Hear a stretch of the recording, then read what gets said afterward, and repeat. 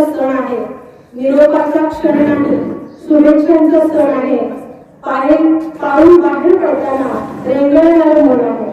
किती सुखद असलं तरी कुठेतरी संपणारी वाट असते, पण संपणाऱ्या वाटेसोबतच जन्मणारी नवी पहाट असते.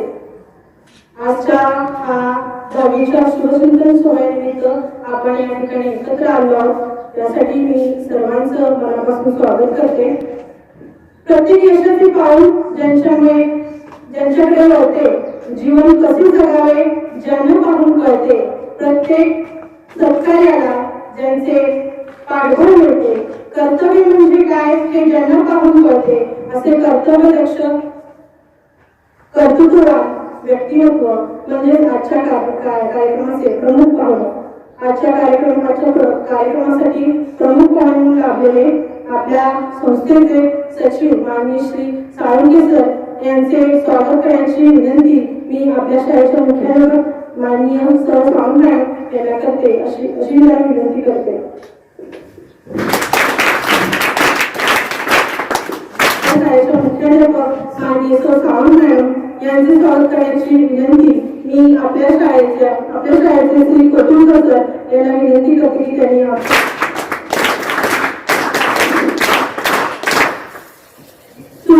धन्यवाद सर. धन्यवाद मॅडम. सुरवंटाचे झाले पाखरू सर्वत्र लागले बराड्या मारू, नवे जग नव आशा शोध घेण्याची जगत मनीषा, या शाळेने लावले वळण त्यावर चढू यशाची चढण, त्यावर चढू यशाची चढण. हे वयस विसे यास विनंती करते की त्यांनी आपले मनोगत व्यक्त करावं. अध्यक्ष महाशय आणि पूज्य गुरुजन वर्ग आणि येथे जमलेल्या माझ्या छोट्या मोठ्या बालमित्रांनो, आपण आज इथे आमच्या निरोप समारंभासाठी जमलेलो आहोत. जसं कुंभार मडक्याला घडवतो तसं शिक्षकांनी आम्हाला घडवलं. कधी चुकलं तर आम्हाला ओरडले.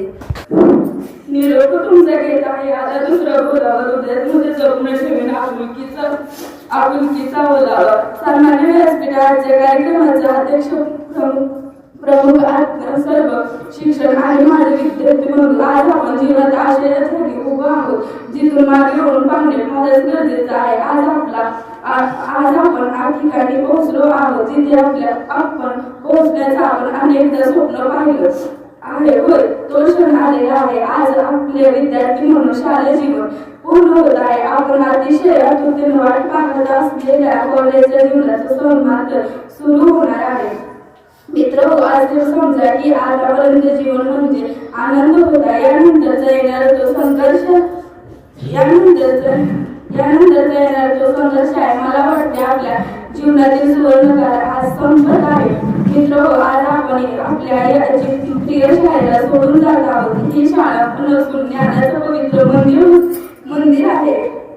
या शाळेने आपल्याला दिलेले आई वडिलांसारखे शिक्षक, भाऊ बहिणीसारखे मित्र दिले आणि जगण्यासाठी संघर्ष उपयोग ठरतील असे अनुभव दिले. या शाळेतले शिक्षक आपल्याला फक्त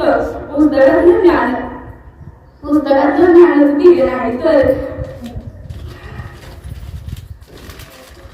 प्रत्येक समस्याकडे पाहण्याची सकारात्मक दृष्टिकोन दिले. ज्या क्षेत्रात आपण जाऊ तिथे सर्वोत्कृष्ट बनण्याचे ध्यास दिले. जीवनातील प्रत्येक समस्याचा सामना करण्याची विश्वास दिला. मला वाटते आपल्या शाळेतील हे सर्व शिक्षक लोखंडाला सोन्यात बदलणारे परिसंच आहेत. त्यांचे उपकार कधी फेडणार नाही. तरीही आजच्या निरोप समारंभाच्या निमित्त या 2 ओळी आपल्या सर्व शिक्षकांसाठी सादर करते.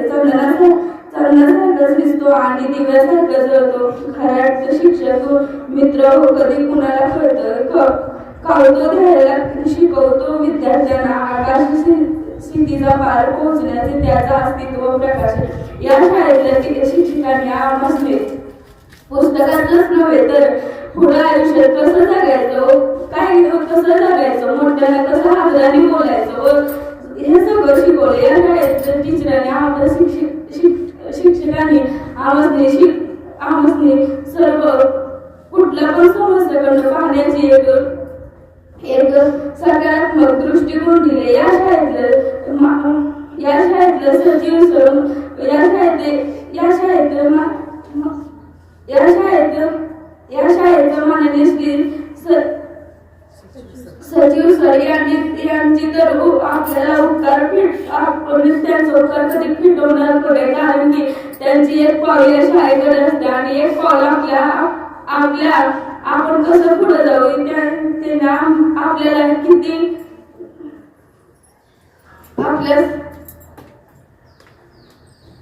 आपल्यासाठी त्यांची एक हात पुढे असते. त्यांनी शाळेसाठीच नाही तर विद्यार्थ्यांसाठी अनेक काय या शाळेला दिले. मित्र, या शाळेला मला दिलेलं सगळ्यात मौल्यवान गोष्ट म्हणजे या शाळेतील माझे मित्र, माझ्या वर्गातील सर्व मित्रांशी जीवनभराचे नाते जडले आहे. मित्र, मी तुमच्यासोबत जीवनातील ज्या आठवणी बनवण्याची त्या मी कधीच विसरू शकणार नाही. या माझ्या सर्व मित्रांसाठी या 2 ओळी, तुम्ही लांब गेले तरी सदैव माझ्या जीवनात राहणार आहे. तुम्ही लांब गेले तरी सदैव माझ्या जीवनात राहणार आहे. काही लोक लक्षात राहतात, तुम्ही मात्र हृदयात राहणार. तुम्ही मात्र हृदयात शेवटी या निरोपाच्या समारंभाच्या दिवशी इतकंच बोलून म्हणेन की आपल्या आजच्या निरोपाचा दिवस हा आतनुसार एक उज्ज्वल भविष्याची सुरुवात आहे. शाळा सोडून जाऊन वाईट वाटत आहे, परंतु म्हणतात ना, कहीं के जहाँ पोहोचने के लिए कहीं से निकलना पड़ता है. धन्यवाद. सुटला म्हणून सोबत सुटत नाही, सहवास सुटला म्हणून सोबत सुटत नाही, नुसता निरोप दिल्याने नाते तुटत नाही, नुसता निरोप दिल्याने नाते तुटत नाही. नमस्कार, मी श्रद्धा शामराव जाधव. आज तुम्हाला निरोप समारंभाबद्दल काही 4 शब्द सांगणार आहे. ते तुम्ही शांत चित्तेने ऐकून घ्याल अशी माझी विनंती. घेताना आज निरोप शाळेचा आले करून आठवले, घेताना आज निरोप शाळेचा आले करून आठवले, शाळेतील दिवस बनले समरहाच्या पुस्तकातील पाढे, समरहाच्या पुस्तकातील पाढे. मी या शाळेमध्ये 2 वर्षापासून शिकत आहे. या शाळेने मला खूप काही दिले आहे. कुंभारच्याप्रमाणे मातीच्या गोळ्याला आकार देऊन त्याचे सुंदर असे मडके घडवतो, त्याचप्रमाणे या शाळेतील प्रत्येक शिक्षकांनी आम्हाला घडवले आहे. आम्ही जरी दंगा केला तरी कधी ते सहन करत, कधी रागावत, आमच्याकडून काही चुका झाल्या तरी ते आम्हाला समजवत. निरोपाचा क्षण जणू हळव्याच्या फुलांचा, निरोपाचा क्षण जणू हळव्याच्या फुलांचा, आठवणीची गर्दी जणू क्षण हा विरहाचा, क्षण हा विरहाचा. आमची ही शाळा हे एक ज्ञानाचे पवित्र मंदिर आहे. या शाळेत आम्ही खूप काही शिकलो. आम्हाला माहित आहे हे जीवन आम्ही पुन्हा जगू शकणार नाही. या शाळेतील प्रत्येक विद्यार्थी हा या शाळेचा अभिमानच असेल. जर माझ्याकडून कळत न कळत जर कोणाचे मन दुखावले असेल किंवा मी कोणाला काही बोलून दिले असेल तर मला माफ करावे आणि माझ्याकडून सर्वांना भावी वाटचालीच्या खूप मी शुभेच्छा देते. उद्या पाखराला करतीची तमा नसावी, उद्या पाखराला करतीची तमा नसावी, नजरेत नेहमी नवी दिशा असावी, नजरेत नेहमी नवी दिशा असावी. धन्यवाद. इयत्ता 10वीच्या निरोप समारंभाच्या कार्यक्रमानिमित्त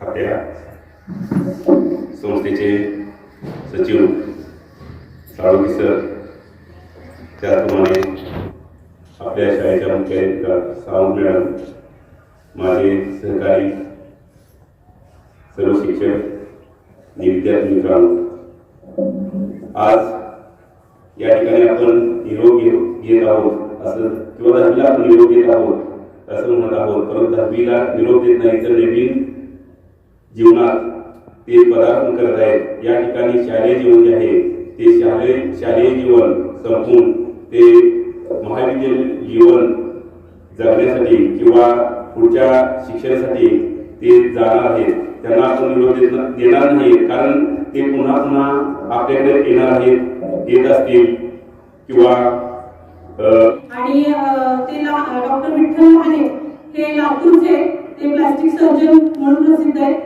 दर दिवसाला ते 4 प्लास्टिक सर्जरी मोफत करतात. तर त्यांच्या मुलाखतीमध्ये त्यांना प्रश्न विचारण्यात आला की तुम्ही असं का करता, का मोफत त्या सर्जरी करता.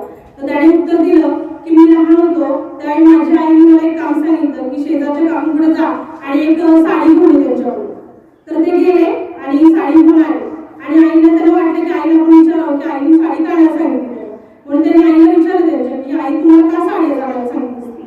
तर आई त्यांना म्हणते की लग्नाला मला जायचंय आणि लग्नाला घालून ती साडी माझ्याकडे एक सुद्धा नाही. मग त्यांना खूप वाईट वाटतं की आपल्या आईकडे एक साधी साडी नाही जी चांगली आहे ती साडी लग्नाला घालू शकतो आपण. त्यावेळेस त्यांनी ठरवलं त्यांच्या डोळ्यात पाणी आलं आणि ते म्हणते की नाही मी असा एक दिवस उजळवणार की त्या दिवसापासून माझ्या आईला मी रोज साड्या घेऊन देईल आणि ते त्यांनी करून दाखवलं. त्यांच्या हॉस्पिटलमध्ये एक मुलगी आली आणि तिने म्हणजे तिची बोट फाटलेली होती. त्याने त्या मुलीला पाहिलं त्यांना वाईट वाटलं इतकी सुंदर मुलगी आणि तिची बोट फाटली त्यामुळे तिची म्हणजे ती दिसत नाही व्यवस्थित आणि तिचं लग्न ठरत नव्हतं. हा मोठा प्रश्न तिच्या आई वडिलांकडे होता. मग त्या मुलीला बोलून होतं तिची चौकशी केली त्या डॉक्टरांनी. त्यानंतर त्यांनी विचारणा केली की तर त्याची सर्जरी आपण करूया असं सांगितलं डॉक्टरांनी तिच्या वडिलांना. वडील म्हणते सर्जरी करण्याचं काम मोठ्या माणसाचं काम आहे आमचं काही आम्ही गरीब आहोत तर आम्ही कशा प्रकारे करू शकतो. तर डॉक्टर म्हटले की तुम्ही उद्या या आपण बघूया. डॉक्टरांनी त्याला बोलून घेतलं ती सगळ्या टेस्ट केल्या तिची सर्जरी केली आणि ती मुली खूप छान दिसायला लागली. 6 महिन्यानंतर तिचं लग्न सुद्धा ठरलं. तिच्या वडिलांना इतका आनंद झाला. तिचे वडील एक पेढ्याचं बॉक्स आणि दुसऱ्या हातात त्यांचे जे पेपर आहेत ते घेऊन आले आणि डॉक्टरांसमोर ते ठेवले. डॉक्टरांनी पाहिलं तर त्या पेपरांच्या ऐवजी स्टडीच्या पेपरच्या ऐवजी पेढ्यांचा पुडा त्यांना खूप महत्त्वाचा वाटला. कारण त्या पेढ्यांच्या पुडामुळे त्या वडिलांना जे आनंद झाला होता त्या मुलीला तिच्या भावाला जो आनंद झाला तो त्यांना मोजता येण्या इतपत नव्हता आणि त्यामुळे त्या दिवशीच त्यांनी ठरवलं की मी आजपासून अशी जी गरीब मुलं आहेत त्यांच्यासाठी मी खूप मदत करणार आणि त्यापासून मी दर दिवसाला 4 प्लास्टिक सर्जरी या मोफत करण्याचं ठरवलं. त्यांच्या वडिलांबद्दल सुद्धा त्यांनी सांगितलं की माझे वडील जे आहेत ते 95च्या वयाचे आहेत आणि ते असे एकदम हवेत चालतात एखाद्या तरुण माणसाला सुद्धा लाजवतील अशा पद्धतीने त्यांनी चालले. तर मी त्या डॉक्टरांनी त्यांनी विचारलं पप्पा तुम्ही असे इतके ताटपणाने चालता. तर ते म्हणतात काय नको चालू ताटपणाने. माझा जो मुलगा आहे तो एक plastic surgeon doctor Vitthal Lahane Padmashri Tatyarao Lahane यांचा मी बाप आहे तर मी काय नको ताटपण चालू. म्हणजे मला सांगायचं एवढंच याच्यातून की आपले विद्यार्थी म्हणून समाजामध्ये जाऊ नका तर तुम्ही एक चांगला माणूस सच्चा माणूस प्रयत्नशील माणूस असं बनून समाजामध्ये पुढे जा आणि आपल्या जे पालक आहेत शिक्षक आहेत ज्यांनी तुम्हाला ज्ञान घडवून या सगळ्यांचं नाव मोठं करा खूप मोठं व्हा आणि परत आम्हाला असंच भेटायला या. मी एवढंच सांगून तुम्हाला की आयुष्याच्या या पायरीवर तुमच्या नव्या जगातील नव्या स्वप्नांना बहर येऊ दे. आयुष्याच्या या पायरीवर तुमच्या नव्या जगातील नव्या स्वप्नांना बहर येऊ दे. तुमच्या इच्छा तुमच्या आकांक्षा उंच उंच भरारी घेऊ दे. मनात आमच्या एकच इच्छा शिखरे उत्कर्षाची सर तुम्ही करीत राहावी. कधी वळून पाहता आमची शुभेच्छा स्मरावी. तुमच्या इच्छा आकांक्षांचा वेणू गगनाला भिडू दे. तुमच्या जीवनात सर्व काही मनासारखे करू दे. सदा सर्वदा यश घडू दे. सदा सर्वदा तुमच्या आयुष्यामध्ये यश घडू दे अशाच मी इच्छा देते आणि या ठिकाणी थांबते. मी आपल्या शाळेचे या कार्यक्रमासाठी शुभेच्छा द्यावी. खरं म्हटलं तर आजचा दिवस हा वाईट आहे असं दहावीची मुलं म्हणतात पण तो तसा वाईट नाहीये. कारण या शाळेमध्ये आपण आलेलो आहे 2 वर्ष झालं किंवा 3 वर्ष झालं. मी या शाळेमध्ये गेल्या वर्षीपासून आहे. 2 वर्ष झालं या सर्व मुलांना 10वीच्या मुलांना बघत आहे. तर त्या 2 वर्षामध्ये सगळ्यांचा स्वभाव असेल तो अगदी मनमोकळेपणाने आहे. अक्षरशः विकी कुमारी ही माझी स्वतःची मुलगी असल्याप्रमाणे माझ्याशी वागत होती. प्रत्येक वेळेस माझ्या पदराशी खेळत होती.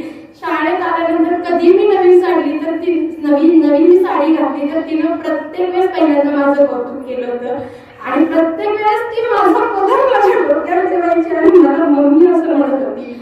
पण मी तिला साईडला घेऊन सगळ्या गोष्टी सांगितलेल्या होत्या की बाबा तू असं काही इथून पुढे बोलू नकोस. कारण मला राग येणार नाही. तू माझं कौतुक करतेस हे माझं मन भरण्यासाठी आणि तुला मी सुंदर दिसते याच्यासाठी. तर हे सगळं सांगताना सुद्धा मला खूप वाईट वाटत आहे. मला ऍक्च्युली आज उशीर झाला यायला. मला खरंच यावंसं वाटत नव्हतं पण तरी मी आले की बाबा आज आपल्या मुलांना आपल्याला निरोप द्यायचा आहे.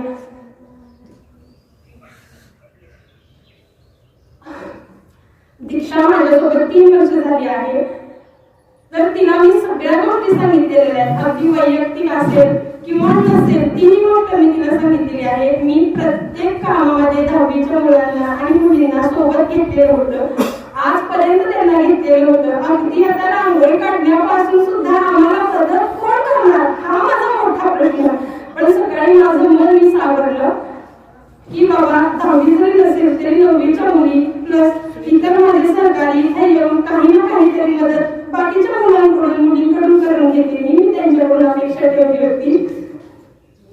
प्रत्येक वेळा रांगोळी काढण्यासाठी टीचर कोणती रांगोळी काढू कोणती नाही हे सुद्धा प्रश्न विचारणार आहे मला. मुली आज सोडून जात आहे. मुलांचं सांगायचं कौतुक झालं तर आपल्या शाळेत कोणताही कार्यक्रम असू दे त्यांनी अक्षरशः गॅदरिंगच्या दिवशी सुद्धा 9 वाजण्याच्या शाळेतून जात होते. त्यांच्याकडून आम्ही सांगेल ती कामं करून घेतली तरी कधी ते आपल्याला म्हणजे मलाच नव्हे तर आपल्या शाळेतील कोणत्याही शिक्षकांना मुलांना आणि मुलींना कधीही उलट बोलले नाही. अगदी प्रामाणिकपणे सगळं त्यांनी कार्य केलेलं आहे. 10वीच्या पेपरसाठी तुम्हाला खूप खूप शुभेच्छा. एवढे बोलून मी थांबते. जय हिंद. काय बोलायचं आता काही सुचतच नाहीये खरं म्हणायला तर आता मला माझ्या 10वीचा सेटचा पाठवला आणि त्याला खूप वर्ष पण नाही झालेली आता. आणि मला इथे शाळेतून किती 6 महिने पण झालेले नाही. तेवढी अटॅचमेंट झाले ना मुलांच्या बद्दल की काय बोलायचं म्हणजे बोलूच शकत नाही. माझ्या आयुष्यात पहिलीची 10वीची बॅच आहे की अशी मुलं अशी मुलांना किती म्हणजे असं ओरडायची नाही सोय पण ओरडली त्यांनी कधीच म्हणजे असं उलट बोलले नाही काय नाही. आणि तुमचे सगळे शिक्षकांच्या बद्दलचे प्रेम मी पहिल्यांदाच अनुभवले हे सगळं. पहिलीच माझी वेळ आहे आणि हे सगळं मला ह्या सगळ्यांच्यामुळं मिळालं की शिक्षकांचं म्हणजे मी पण आतापर्यंत विद्यार्थीच होते आता शिक्षक झाले तर काय असतं शिक्षकांच्या बद्दल प्रेम ते आज कळालं विद्यार्थ्यांकडून. आणि आमचंही होतं आणि शिक्षकां काय आता शिक्षक सगळे आम्हाला पण आमचे सर सांगायचे 10वी नंतर तुमचं भविष्य चांगलं आहे तुम्ही हे करा. आता आम्ही पण तुम्हाला सगळ्यांना ते सांगितलं. नंतर आपण जेव्हा कॉलेजला जातो तेव्हा ना आपल्याला एक म्हणजे मला अनुभव आला की आपण कॉलेजला जातो तेव्हा कॉलेजचं एवढं काय आठवत नाही आपल्याला. जे शाळा लेवलचं आठवतं ते कधीच आठवत नाही. आपण आपल्या शाळेत किती वर्षांनी गेलो ना तरीही आपल्याला वाटतं की आपण त्याच शाळेत आहे अजून पण आपण तिथंच शिकतोय. आणि मी पण आता 4-5 वर्षानंतर आमच्या शाळेत गेली तर आता शिक्षक नाहीये तिथं आमचे मला जे शिकवायला होते पण असं वाटतं की आपण आपल्या घरी आल्यासारखं म्हणजे आपण कसं तसं कॉलेजला हे अजिबात वाटायचं नाही. आम्हाला सारखे सर सगळे सांगायचे की तुम्ही तुमचं भविष्य घडवा हे करा ते करा. ते आता मला सगळं आठवलं की आमचं सेंडऑफ आणि तुमचं असं की काय पोरांच्यावर काय म्हणजे वाटत कसं असेल की आज शेवटचा. तर हा इयत्ता 10वीचा शुभचिंतन सोहळा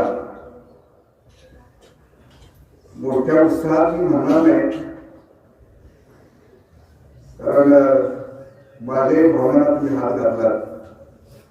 अविस्मरणीय आणि हृदयस्पर्शी असा हा सोहळा या ठिकाणी संपन्न होते. या ज्ञान मंदिराच्या प्रमुख सर सावंत मॅडम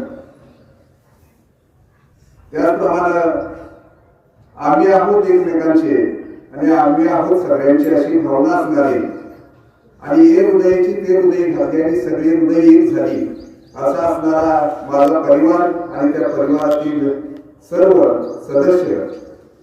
आणि खरं तर 10वीचे विद्यार्थी थोडेसे उंचावर बसवलेले आहेत. अर्थात ते माझे कारणही तसंच आहे की आज तुम्हाला स्पेशल जरा ट्रीटमेंट आहे की तुम्ही अजूनही उंचावर जा. याचं प्रतीक म्हणून आज तुम्हालाही उंचावर बसवलेलं आहे ते आमचे सगळे 10वीचे विद्यार्थी.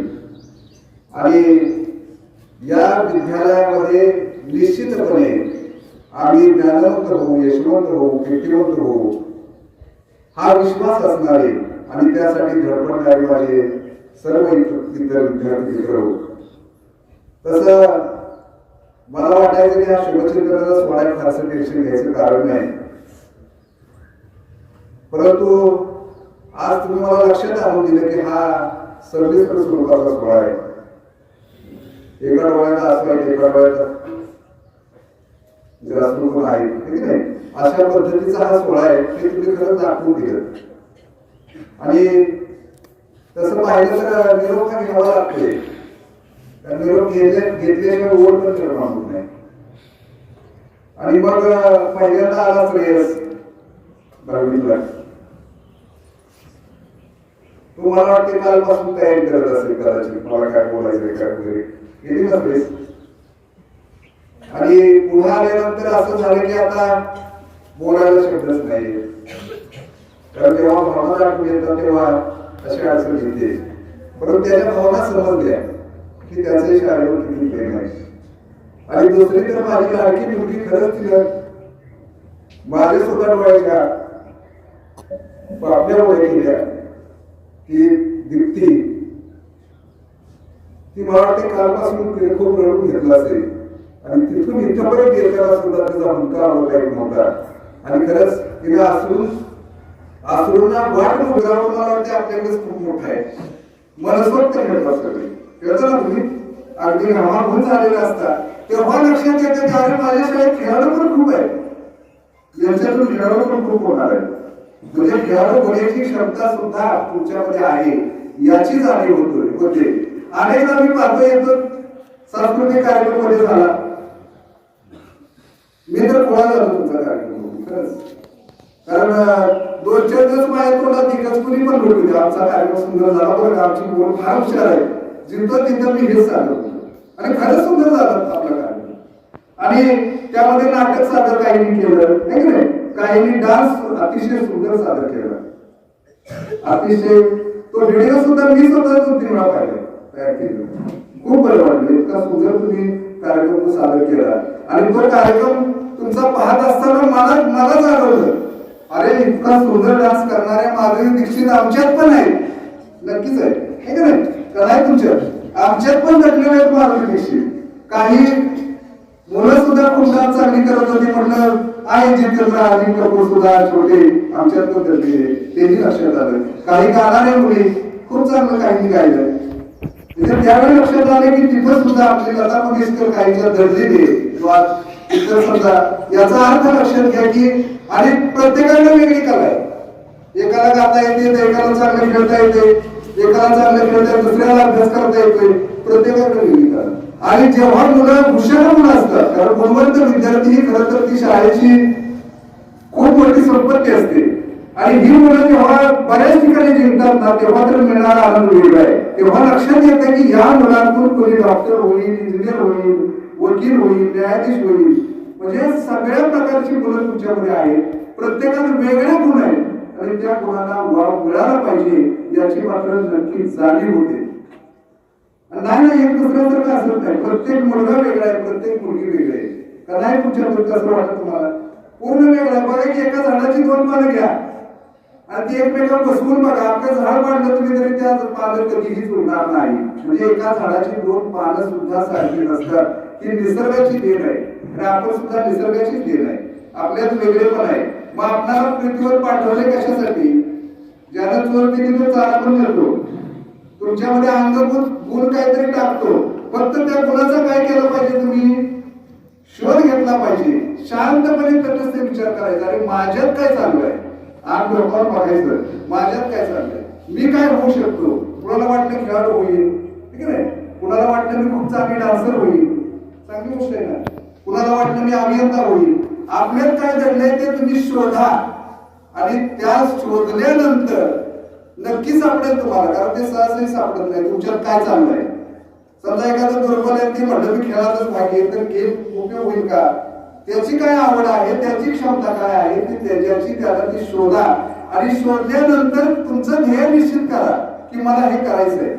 समजा एखादी मुलगी म्हटली किंवा मुलगा म्हटला मला शिक्षक व्हायचंय किंवा एखादा म्हटला मला इंजिनियर व्हायचंय तर ते होण्यासाठी एकदा ध्येय निश्चित करा. ते पण मात्र विचार करून करा बरं का. नाहीतर सकाळी मला व्हावंसं वाटतंय डॉक्टर, दुपारी व्हावंसं वाटतंय इंजिनियर आणि संध्याकाळी व्हावंसं वाटतंय पोलीस.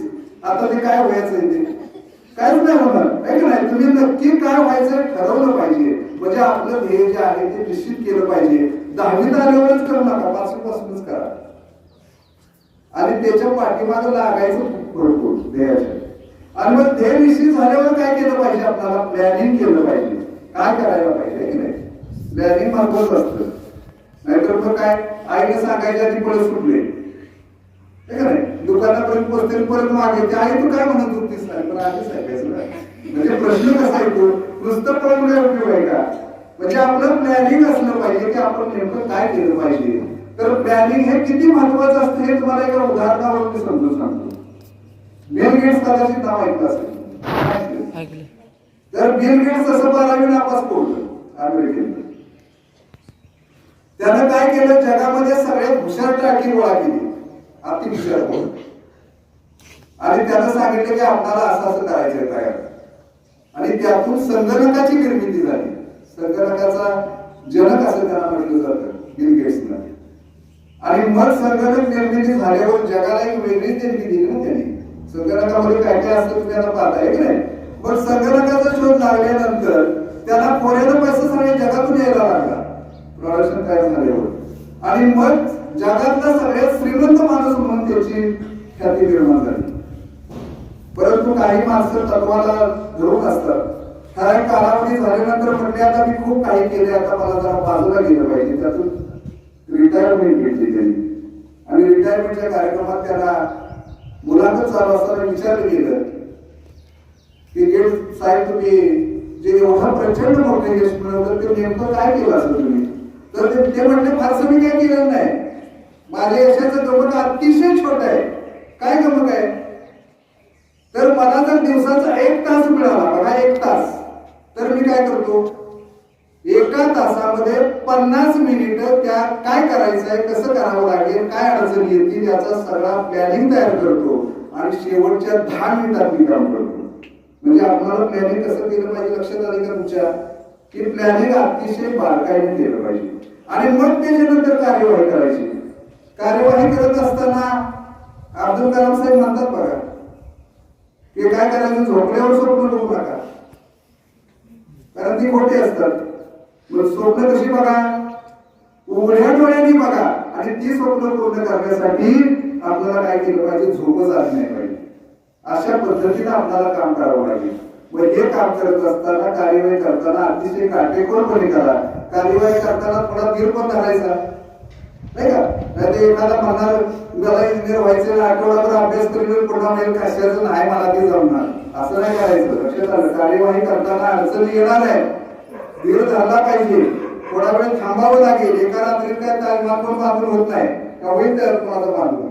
म्हणजे थोडासा वेळ काढावा लागतो, तेवढा वेळ जावा लागतो. आणि त्यासाठी सुद्धा तुम्ही थोडा धीर धरला पाहिजे. म्हटलं जातं का धीर धरा गेला पोटी रसाळ मोठी, असं केस सुद्धा कमी नाही.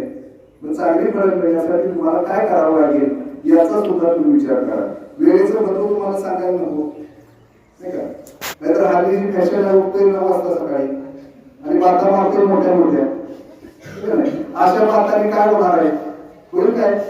म्हणजे वेळेचं महत्वही लक्षात घ्या की प्रत्येक वेळेला वेळेला सगळ्यांनाच तेवढाच वेळ आहे ना 24 तासाचा. तुम्हाला 25 तासाचा आहे का, पण 24 तासामध्ये आपल्याला काय काय करायचं आहे की प्रत्येक मिनिटाचा, रात्री झोपताना इतकं शांत झोप लागली पाहिजे की दिवसभरामध्ये हे काम केलंय आणि करणार आहे याचं आपलं प्लॅनिंग असलं पाहिजे.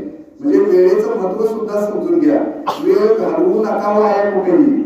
वेळेचं महत्व फार मोठं आहे. एकदा गेलेली वेळ परत मिळत नाही. पैसे जरी करोडोनं मोजली तरी ते शक्य नाही. त्यामुळे आपल्याला काय केलं पाहिजे, वेळेचं सुद्धा महत्व लक्षात घ्या. आणि काहींना सवय असते सारखंच गडगड गायचं असते ना, नसते. माझा एक मित्र होता, आम्ही बीएडला बरोबर बघा, आणि बीएड झाल्यावर अर्ज करायला सुरुवात केली आम्ही बऱ्याच शाळांनी, शिक्षक पदाची नोकरी मिळाली म्हणून. तर त्याला ते सवयच लागलेली होती. तो इतका लांब अर्ज करायचा 3-4 पानाचा, आणि त्यात इतकं सुंदर वर्णन करायचं की माझी परिस्थिती फार गरीब आहे आणि मला कसल्याच नोकरी मिळाली पाहिजे, अन्यथा माझं कुटुंब चालणार नाही. अरे तुझी परिस्थिती कसली आहे त्याला काय घेणं देणं आहे. पण ती होती का, अतिशय गरीब घरातलं पोरगं, पण त्यांनी स्वप्न काय बघितलेलं होतं, कशाच बघितलं होतं स्वप्न, तर मी भारताला महासत्ताक बनले. त्याला आवडतं काय त्या स्वप्नाला. एवढ्या गरीब घरातलं पोरगं भारताला महासत्ताक बनवायला निघाला आणि किती मोठं त्यांनी प्रचंड काम केलं. आणि मरतानाच ते म्हटले मला मरण असं यावं की मी विद्यार्थ्यांना मार्गदर्शन करता असावा. आणि खरंच परमेश्वरानं सुद्धा त्याचं ऐकलं. अगदी एके ठिकाणी व्याख्यान चालू असतानाच त्यांचा जीव गेला.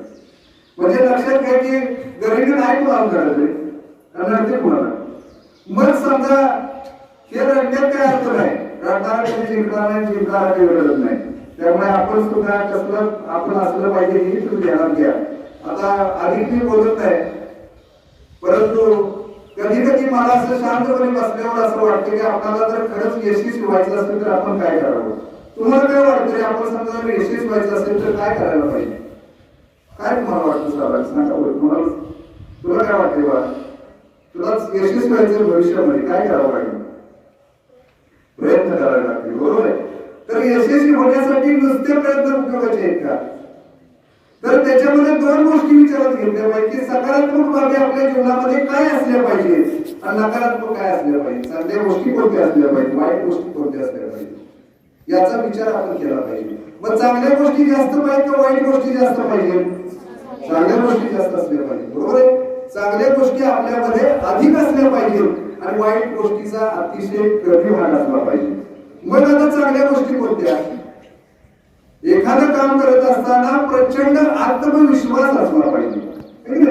आत्मविश्वास असला पाहिजे, करणारच आत्मविश्वास असला पाहिजे आणि मनाचा खंबीरपणा असला पाहिजे, प्रामाणिकपणा असला पाहिजे, चिकाटी असली पाहिजे, कष्ट करण्याची तयारी असली पाहिजे. अशा अनेक गुणांचा समूह, चांगल्या गुणांचा समूह जर खूप मोठी लिस्ट असेल, नाहीतर मग आपला दुसरा समूह असतोच आळस मला सारखाच आहे. काही पालक म्हणतात आमचं पोरगाव फार हुशार आहे, मग म्हणलं मार्क काय कमी आली नाही, होते अभ्यासच करत नाही आणि मग कसं हुशार आहे, म्हणजे फसवणूक आहे उघड उघड आहे की नाही. म्हणजे असं जर असेल तर होणार नाही. म्हणजे तुम्हाला काय करावं लागेल? आळस सोडला पाहिजे का नको सोडायला? आळस हा सगळ्यात मोठा आपल्या जीवनातला कोण आहे, शत्रू आहे. हे आपण वेळीच ओळखलं पाहिजे. नाही तर सकाळी मी 11 वाजताच उठतो, कारण आमच्याकडे एक पोरगं माझ्या बघण्यात आहे, ते ऑफिसला काम करतो. त्याची मी दिनचर्या बघितली, ते फक्त उठतं कधी माहितीये का? ऑफिसला बसत तेवढंच, बाकी ऑफिस कडून आलं की झोपतच. आणि पुन्हा जेव्हा कुठं उठते पुन्हा झोपते. सकाळी 9 वाजले तरी झोपलेलंच आहे. मग तसंच आंघोळ पण करत नाही, तसंच झोपलेलं आपला दूध पडते. बघा असं जर आळशी असेल तर काम होईल का आपलं? आळस आपल्या शरीरामध्ये असताच कामा नये. दुबळेपणा, स्वामी म्हणतात बघा काय, बळ हे सामर्थ्य आणि दुर्बलता हाच मृत्यू. मग आपण दुबळे होत चालणार आहे का? नाही माझ्या होणार. कसलं काय आलंय माझं, आमच्या घरात परिस्थिती आहे. अरे देव पण म्हणेल तसाच तू तसा तू गंतस, हे होतं कामा नये. म्हणजे आपल्यामध्ये सुद्धा ती जिद्द असली पाहिजे, चिकाटी असली पाहिजे आणि आपल्यामध्ये चांगल्या मुलांची. काही मुलं ह्यातली सुद्धा काही माझ्या लक्षात यायला लागले की ह्यातली पण काही व्यसनी मुलं आहेत. व्यसन करणं चांगलं नाही पाहणं, काय म्हणतात कसं आमच्या आई बाबाला घडवलं असून आमच्या घरातच माहित नाही. आई बाबाला नाही घडवलं, तुझं आयुष्य घडलं नक्की ना. तर तसलं काय कुठलंही व्यसन तुम्ही करू नका. जे जे चांगलं आहे, चांगले गुण आहेत, चांगलं काय करता येईल ते तुम्ही करा आणि त्यातून तुम्हाला नक्की चांगलं यश मिळेल. तर त्या दृष्टीनं सगळ्यांनी या शाळेमध्ये घडणारा प्रत्येक विद्यार्थी हा खूप चांगला करावा, भविष्यामध्ये त्याला खूप मोठं व्हावं, यासाठी आमची सगळी ही मंडळी खूप काम करते. नाही करत, मनापासून करते. मग त्याला साथ द्यायचं काम कोणाचं आहे? तुमचं आहे. आणि खरंच तुम्ही साथ तशी द्याल. काही घरात तर बघायचं नाही जास्त, असं होतं तसं होतं, वडील आमचे दारू येतात, भांडतात संध्याकाळी, आमच्या घरातलं कसलं वातावरण, ते ऐकूच आलं नाही पाहिजे. भांडण सुद्धा असलं आपली जिद्द असली पाहिजे तरच होईल. आता मी शेवटाकडे येतोय की जन्मरात्री आई असते ती आपला प्रियच असते, कोणाला आई आवडत नाही असते. एखादं कार्यक्रम असलं तर जन्मरात्री आई आहे हे ज्ञान देणारी ही माऊली आहे. त्या दोन्ही खरं तर पूजनीय असतातच, का नसतात? असतात दोन्ही पूजनीय. आणि त्यामुळे त्यांना खरं विसरू नका. जगामध्ये तुमचं भलं व्हावं प्रामाणिकपणे वाटणारे फक्त दोनच माणसं आहेत, दोनच प्रकार आहेत. तुमचं भलं व्हावं, तुमचं वाईट होऊ नये, तुमचं नुकसान होऊ नये म्हणून झगडणारी फक्त 2 प्रकारचीच माणसं आहेत. ती म्हणजे एक तर आई वडील आणि दुसरे शिक्षक. कुठला शिक्षक असा तुम्हाला आशीर्वाद देणार नाही की या पोराचं वाईट व्हावं, कधीच होणार नाही. बघितलं मगाशी आता कांबळे मॅडम बोलत होते त्यांना सुद्धा भरून आलं. एवढं जीवापाड प्रेम त्या मुलीवर केलं. खरं तर असा शिक्षक खरं जन्मावा लागतो. मी अनेकदा म्हणतो शिक्षक कसा असावा. शिक्षक कसा असला पाहिजे की तुमच्यातच मला बघितली पाहिजे स्वतःची, आणि ती जेव्हा जाणीव होईल तेव्हा समजा शिक्षक त्या पद्धतीचं आहे. तर खरंच त्यांनी सुद्धा ते दाखवून दिलं की माझं सुद्धा त्या मुलीच्यावर किती प्रेम आहे, मुलीचंही माझ्यावर किती प्रेम आहे. आणि मी तर म्हणतो माझ्या या सगळ्या मुलांचं या शाळेवर किती प्रेम आहे हे सुद्धा मला यातून पाहायला मिळालं. तर मग त्यासाठी मी म्हणतो आईचं देव मला वंदा करू जनांना जगी भावने म्हणून कर्तव्य दृष्टी राहणार हे तुम्हाला करावंच लागेल. आणि जाताना फार काही बोलत नाही, आता परत बोलूया ठीक आहे. फक्त मी एकच म्हणेन की काही जणांनी मगाशी बरेचच भावना व्यक्त केल्या, भरभरून बोलले, पण भरपूर डोळ्यातून असूनही भरपूर आले बाहेर ठीक आहे. ठीक आहे सगळं काही असेल तरी सुद्धा, कारण या घरचं हे घरचं सोडायचं आहे आपल्याला आता. आणि तेवढं पंखात बळ आले. लहान मुलांना म्हणायचं का सारखं तू रागत बस, तू काही उभंच राहू नको नाही का. आणि उभं राहणं म्हणायचं का नुसतं तू मला तू काय पोहोचू नको. या ज्या प्रक्रिया त्या त्यावेळी घडल्या पाहिजे. तुमच्या सुद्धा बळ दिलेलं आहे. आकाशात व्यवहार मारा छान तुम्ही, काय अडचण नाही. सुंदर पद्धतीने तुम्ही फिरा. आणि जाताना एवढंच म्हणेन या घरट्यातून पिल्लू उडावे, या घरट्यातून पिल्लू उडावे घेऊन दिव्य शक्ती, या घरट्यातून पिल्लू उडावे घेऊन दिव्य शक्ती, आकांक्षांचे पंख असावे उंबरठ्यावर भक्ती. सगळं काय करा पण हा उंबरठा तेव्हा तरी आठवणीत आला पाहिजे ठीक आहे. जाता जाता ही शाळा सुद्धा तुमच्या लक्षात आलं पाहिजे. आणि पुन्हा एकदा या सगळ्यांना मागच्या पृथ्वीवर आमच्या बसलेले या लाडके सगळे विद्यार्थी त्यांना पुन्हा एकदा म्हणेन की मी पुन्हा येईल म्हणण्यापेक्षा तुम्ही पुन्हा या. आम्ही नेहमीच तुमचं स्वागत करू एवढं बोलतो. पुन्हा एकदा या लाडकीच्या विद्यार्थ्यांना शुभेच्छा देतो. 100% निकाल लागावा. आणि तर चांदीनं तर असं यश मिळवलं की त्याचं यश साजरं करायला आम्हाला एक संधी चांगली मिळाली. अतिशय सुंदर कार्यक्रम घेऊन आपण तिचं यश साजरं करू. परंतु निश्चितपणे तिला सुद्धा चांगलं यश मिळावं, सगळ्यांनाच यश मिळावं अशी अपेक्षा व्यक्त करतो आणि थांबतो. जय हिंद जय महाराष्ट्र. एवढे सुंदर विद्यार्थी एवढे छान विद्यार्थी आम्हाला भेटले आमचं भाग्यच आहे. आम्ही जे म्हणू ते करतात, विद्यार्थी ऐकतात उत्तमपणे ऐकतो मुलांचा. आणि त्यामुळे आम्हाला सुद्धा खूप त्यांच्यासाठी करण्यासाठी खूप अशी मनामध्ये इच्छा नव्हती की नाही आमची मुलं ऐकतात सगळं आपण त्यांनी भरपूर केलं पाहिजे. धन्यवाद सर. यानंतर आपल्या शाळेचे मुख्याध्यापक माननीय सर सावंत मॅडम यांना मी विनंती करते की त्यांनी आपलं मनोगत व्यक्त करावं.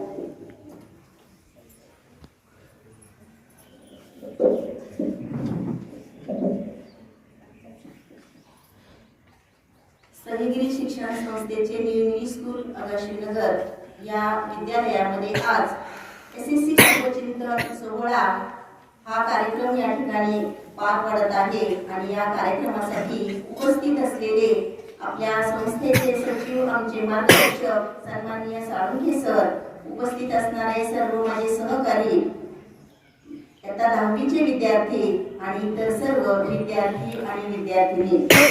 खरं पाहता आज सगळ्यांनीच की तुम्हाला शुभेच्छा दिल्या.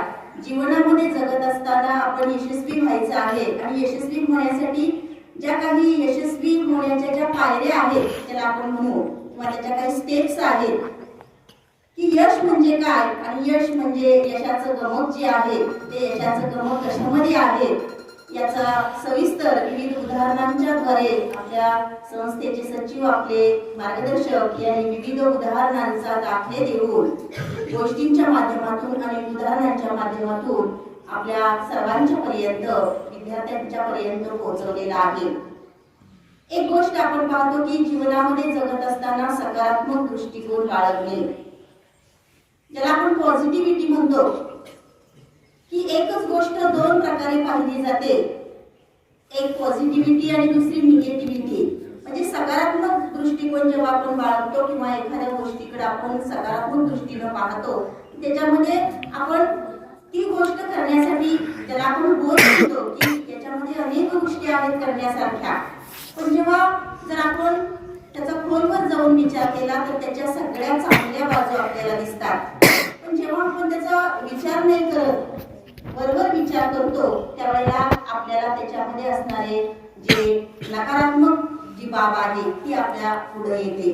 तर तसं न करता सर्वांनी सकारात्मक दृष्टिकोन ठेवला पाहिजे.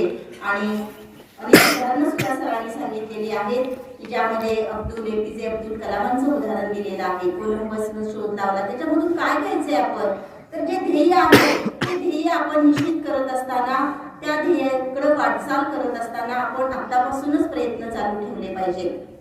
की यश हे 1 आणि 2 दिवसामध्ये, 8 दिवसामध्ये, महिन्यामध्ये असं मिळत नाही. तर त्याच्यासाठी खूप खडतर मेहनत घ्यावी लागते, परिश्रम करावे लागतात.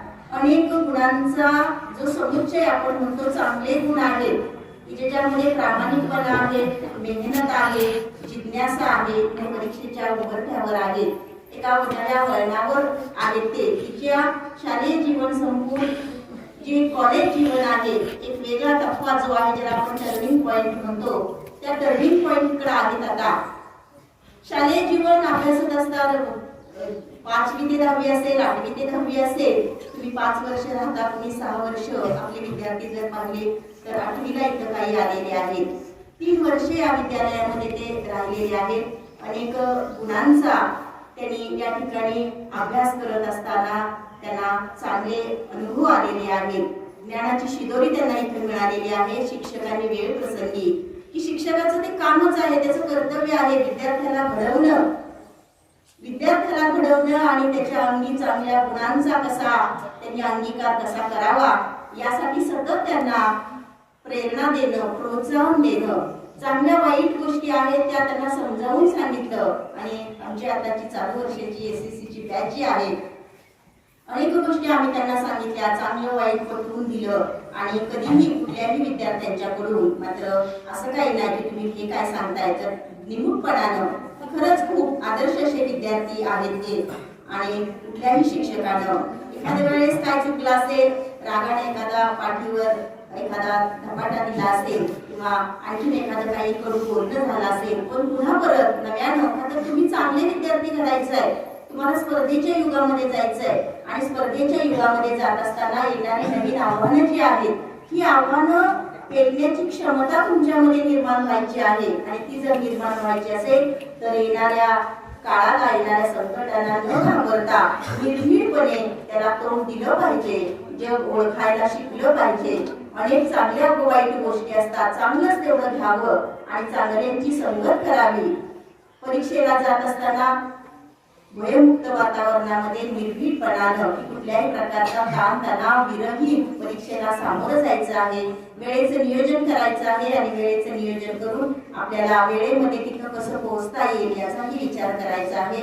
आणि 10वीच्या विद्यार्थ्यांनी की निकालाची परंपरा जी आहे उज्ज्वल अशी 100% निकालाची परंपरा त्यांनी यावर्षीही ती राखावी. पहिल्याच वर्ष आपलं आहे की जिथं आता आपली स्वतःची मुलं, ज्याला म्हणतो की 2 वर्ष आपण पाहिली, पण हे 3रं वर्ष आहे की तुम्ही आपली या विद्यालयातले विद्यार्थी 10 विद्यार्थी आहेत आणि ते 10च्या 10 विद्यार्थी सगळे चांगल्या मार्गाने पास व्हावे अशी अपेक्षा व्यक्त मी करते. त्याचप्रमाणे सर्व विद्यार्थ्यांनी चांगल्या गोष्टी घ्याव्यात. इथून पुढे तुम्हाला कॉलेजला गेल्यानंतर तुम्हाला तुम्ही सांगणार नाही की हे असं वागा, हे असं करा, हे जिथं इथं तुमचं चुकतं आहे, हे असं नाही चुकलं पाहिजे, तर कुणीही सांगणार नाही. कारण तेवढी जी मॅच्युरिटी पुन्हा तुम्ही तुमच्यामध्ये ती निर्माण करायची आहे आणि त्या पद्धतीनं चांगल्या पद्धतीनं राहायचं आहे. ज्ञानाच्या कक्षा रुंदावणार आहेत, येणारी आव्हानं पेलायची आहेत, ती क्षमता तुमच्यामध्ये निर्माण व्हावी आणि परीक्षेला चांगल्या पद्धतीनं तुम्ही परीक्षा चांगल्या पद्धतीनं पार पाडाव्यात आणि उज्ज्वल यश तुम्हाला मिळो एवढी ईश्वरचरणी प्रार्थना करते आणि मी माझं मनोगत पूर्ण करते. आकाशवाणीमध्ये इयत्ता 10वीच्या विद्यार्थ्यांना SSC बोर्डाच्या परीक्षेसाठी अभिष्ट सिंचन म्हणजेच त्यांना परीक्षेसाठी शुभेच्छा देण्यासाठी हा कार्यक्रम आपण ठेवलेला आहे. मी ह्या शाळेमध्ये विद्यालयामध्ये जवळजवळ 3 वर्ष, मी थोडंसं 2 मिनिटं बोलते, 3 वर्ष झालं जवळजवळ शिकवतेय. प्रत्येक विद्यार्थ्यांशी, त्यांच्या प्रत्येक भावनेशी आपण जोडलं जातो.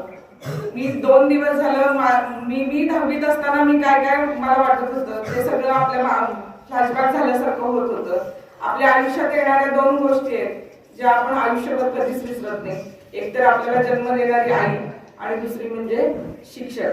नजरे आठ होणार नाहीये.